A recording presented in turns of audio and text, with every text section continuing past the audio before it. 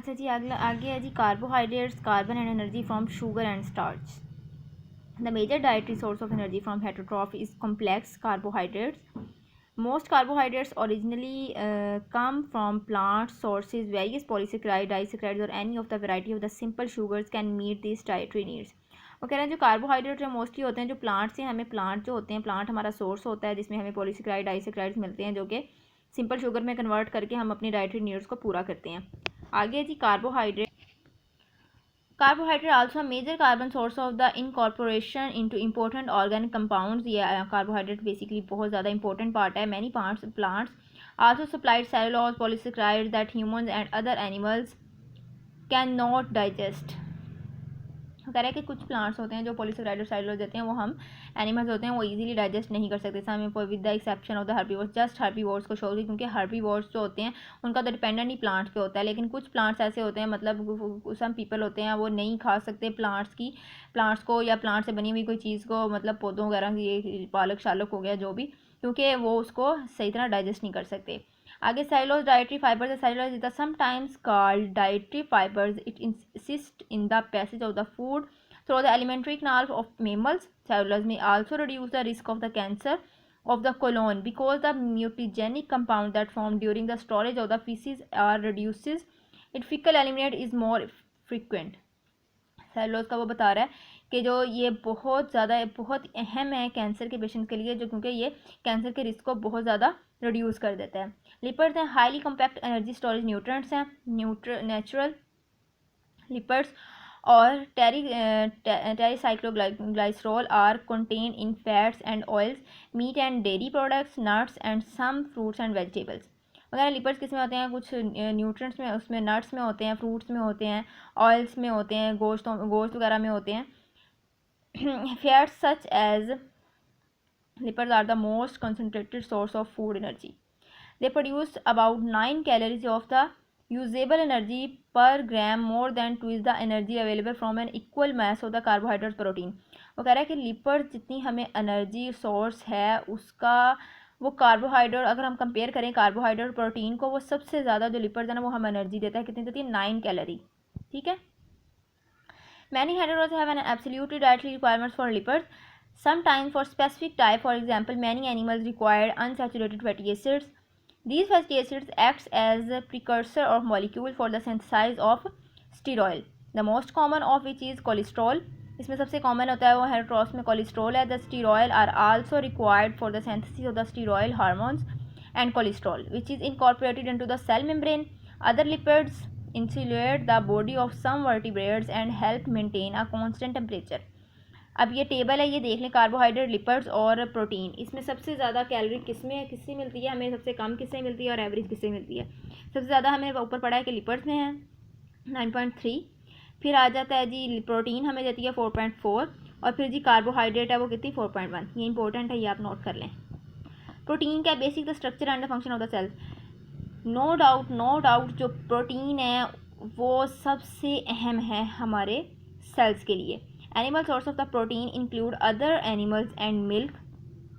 हम प्रोटीन को एनिमल से लेते हैं, प्लांट से लेते हैं, प्लांट से तो नहीं ले सकते, मिल्क से लेते हैं. Plant source include beans, peas and nuts. Protein are needed for their amino acid which heterotrophs use to build their own body protein.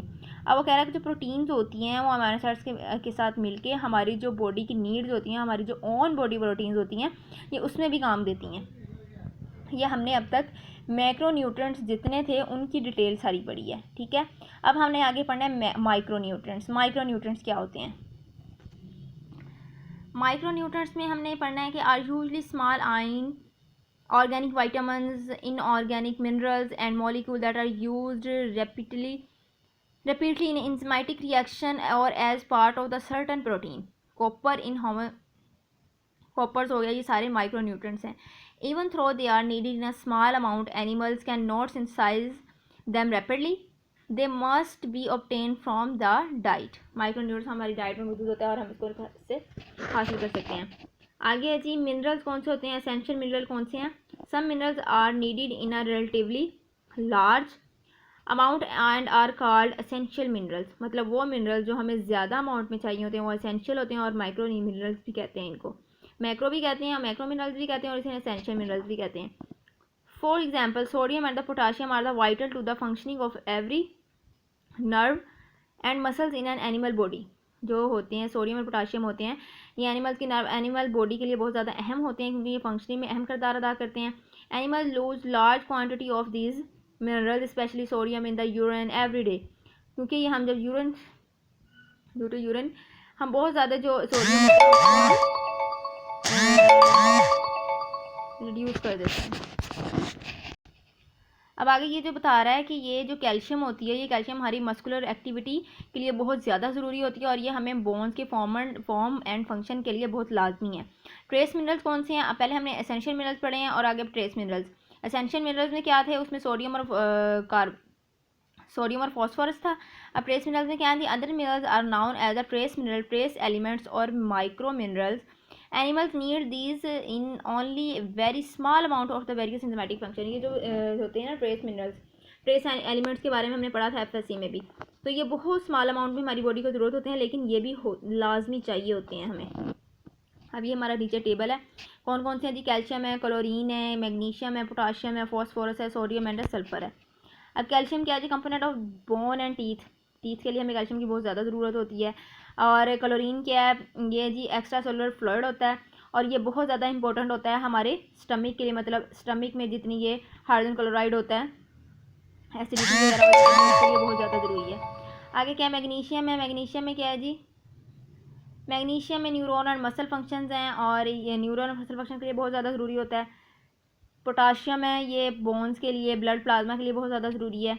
Phosphorus है, ये पॉजिटिव आयन इन सेल्स हैं, डीएनए, आरएनए और एटीपी की metabolism के लिए बहुत ज़्यादा ज़रूरी है। सोडियम है, आगे सोडियम की पॉजिटिव आयरन एक्स्ट्रासेलुलर फ्लूइड की ज़रूरत होती है, ठीक है। सल्फर है, प्रोटीन स्ट्रक्चर है, detoxification reaction and other metabolic activity के लिए बहुत ज़्यादा ज़रूरी है।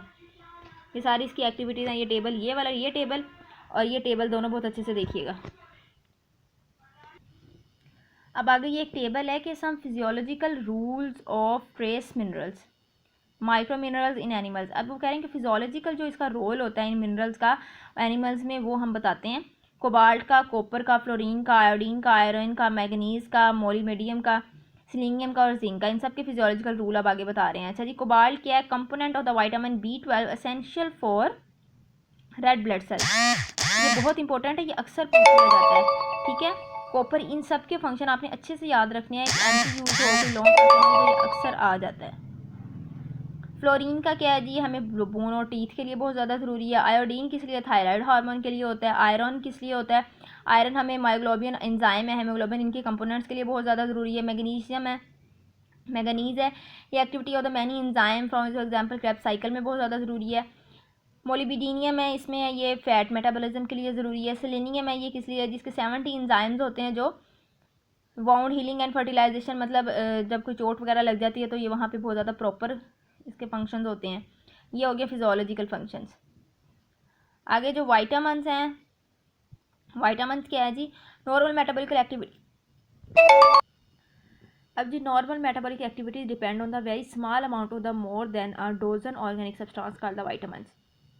वो कह रहे हैं जो वाइटामिन्स होते हैं और नॉर्मल मेटाबॉलिक एक्टिविटी के लिए नॉर्मल मेटाबॉलिक एक्टिविटी के लिए बहुत ज़्यादा ज़रूरी है, और इनकी अमाउंट भी बहुत स्मॉल डोज हमें चाहिए होती है। जो वाइटामिन्स हैं is the general term for a number of the chemical unrelated organic substance that occur in a manifold in small amount and are necessary for the normal metabolic function। वो कह रहे हैं कि चाहे वाइटामिन की हमें amount जो बहुत नॉर्मल सी वैल्यू चाहिए होती है, लेकिन ये बहुत ज़्यादा एसेंशियल हैं हमारी बॉडी के लिए।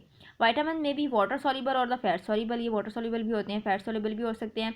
Most water soluble vitamin such as the B vitamin and the vitamin C. ये क्वेश्चन नोट डाउन करें कि वाइटामिन बी और सी होते हैं वो जो वाइटामिन, ये जो वाटर सॉल्युबल है।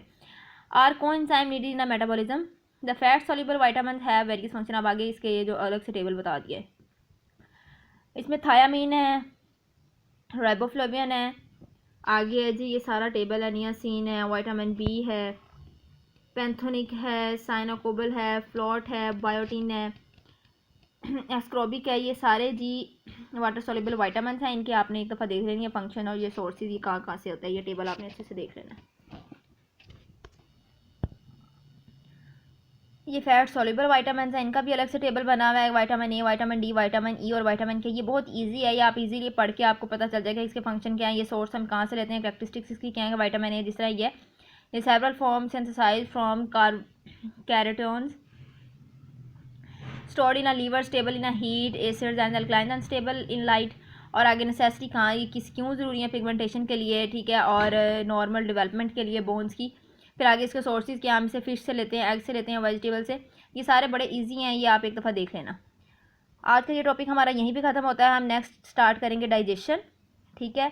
मैं आपको ये मैंने आपको प्रॉपर समझा दिया हुआ है, ये इतना कोई टफ नहीं है, लेकिन आप इसको रेगुलर ज़रूर पढ़िएगा, ठीक है। ओके जी, अपना ख्याल रखिएगा बहुत ज़्यादा। अल्लाह हाफिज़।